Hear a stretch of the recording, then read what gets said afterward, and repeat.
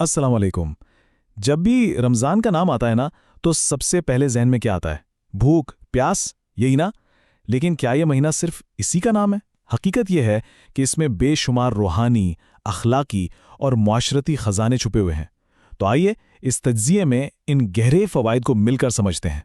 तो फिर असल सवाल यह है कि रमज़ान का हकीकी मकसद क्या है? ये सिर्फ खाने पीने से रोकने का नाम नहीं है, बल्कि इसकी गहराई में एक ऐसी तब्दीली का राज छुपा है जो हमारी पूरी जिंदगी को बदल सकता है। इसकी बुनियाद है सौम यानी रोजे के तसव्वुर में। देखें, ये सिर्फ पेट का रोजा नहीं है, बल्कि ये हमारी आंखों, हमारी जुबान और यहाँ तक कि हमारे ख्यालात का भी रोजा है। मतलब ये एक मुकम्मल पैकेज है, एक ऐसी इबादत जिसमें रूहानी, अखलाकी और समाजी नज़्म-ओ-ज़ब्त सब कुछ शामिल है। तो चलें इस सफ़र को शुरू करते हैं और सबसे पहले देखते हैं कि ये महीना हमें अंदर से कैसे बदलता है, क्योंकि रमज़ान का रूहानी और इखलाकी पहलू ही तो इसकी असल रूह है। यूं समझें कि ये वो महीना है जब हम दुनिया की भागदौड़ से थोड़ा सा वक्फा लेते हैं और खुद से जुड़ते हैं, अपने रब से जुड़ते हैं। ये एक तरह से हमारी रूह को रिचार्ज करने का मौका है, एक ऐसी ट्रेनिंग जो इसे हर तरह की आलूदगी से पाक कर देती है। अच्छा, तो इस रूहानी सफ़र से मिलता क्या है? इंसान अपने रब के ज़्यादा करीब हो जाता है, उसे अपने गुनाहों की माफ़ी मांगने का एक बेहतरीन मौका मिलता है, दिल में तक़वा यानी परहेज़गारी पैदा होती है और कुरान से एक नया और गहरा रिश्ता बनता है। लेकिन सवाल ये है कि ये तब्दीली आती कैसे है? इसका जवाब है अपने नफ्स पर काबू पाकर।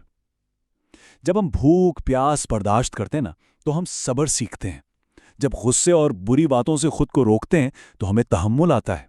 ये एक ज़बरदस्त प्रैक्टिस है खुद को कंट्रोल करने की। अच्छा, ये तो हुई ज़ाती तब्दीली की बात। अब ज़रा देखते हैं कि इसका हमारे मुआशरे पर क्या असर होता है, क्योंकि रमज़ान सिर्फ एक फ़र्द की इबादत नहीं, बल्कि ये पूरे मुआशरे को जोड़ने का महीना भी है। ये जो पूरा अमल है ना, बहुत ही खूबसूरत है। जब हम खुद भूख और प्यास का तजुर्बा करते हैं, तब हमें सच में एहसास होता है कि वो लोग कैसा महसूस करते होंगे जो रोज़ इस हालत से गुजरते हैं। और यही एहसास हमारे अंदर हमदर्दी जगाता है और फिर हमें अमल पर उकसाता है, जैसे ज़कात और सदक़ात। और सिर्फ यही नहीं, रमज़ान हमारे सामाजी रिश्तों को भी एक नई जिंदगी देता है। सोचें, पूरा खानदान एक दस्तरखान पर बैठकर इफ्तार कर रहा है, मस्जिद में एक साथ कंधे से कंधा मिलाकर नमाज पढ़ना, एक दूसरे का ख्याल रखना, ये छोटी छोटी चीज़ें ही तो हैं जो हमारे मुआशरे में मोहब्बत और भाईचारे को बढ़ाती हैं। तो क्या रमज़ान के फ़ायदे सिर्फ रूहानी और समाजी ही हैं? जी नहीं, बिल्कुल नहीं। ये हमारी जिस्मानी सेहत और डिसिप्लिन के लिए भी किसी तोहफे से कम नहीं।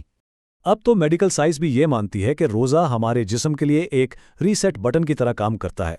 ये हमारे हाजमे के निज़ाम को आराम देता है, जिस्म से फालतू मादों को निकालता है, वज़न को कंट्रोल करने में मदद कर सकता है और यहाँ तक कि ब्लड शुगर और कोलेस्ट्रॉल के लेवल भी बेहतर कर सकता है।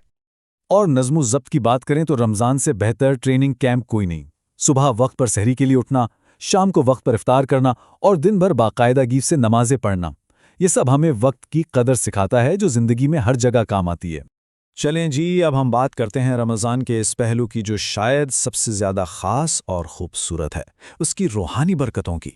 इस्लामी तालीमात के मुताबिक इस मुबारक महीने में रहमत के दरवाजे यानी जन्नत के दरवाजे खोल दिए जाते हैं, अजाब के दरवाजे यानी जहन्नम के दरवाजे बंद कर दिए जाते हैं और सरकश शैतानों को जकड़ दिया जाता है।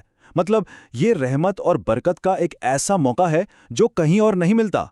तो अगर हम सारी बात को समेटें तो खुलासा ये है कि रमज़ान एक इंसान को रूहानी तौर पर मजबूत, अखलाकी तौर पर बेहतर, जिस्मानी तौर पर सेहतमंद और समाजी तौर पर ज़्यादा हमदर्द बनाता है। ये एक मुकम्मल ट्रांसफॉर्मेशन पैकेज है ना? और आखिर में एक सवाल जो सोचने पर मजबूर करता है, वो ये कि ये एक महीने की ट्रेनिंग हमें आने वाले 11 महीनों के लिए कैसे तैयार करती है, क्योंकि असल इम्तिहान तो रमज़ान के बाद ही शुरू होता है।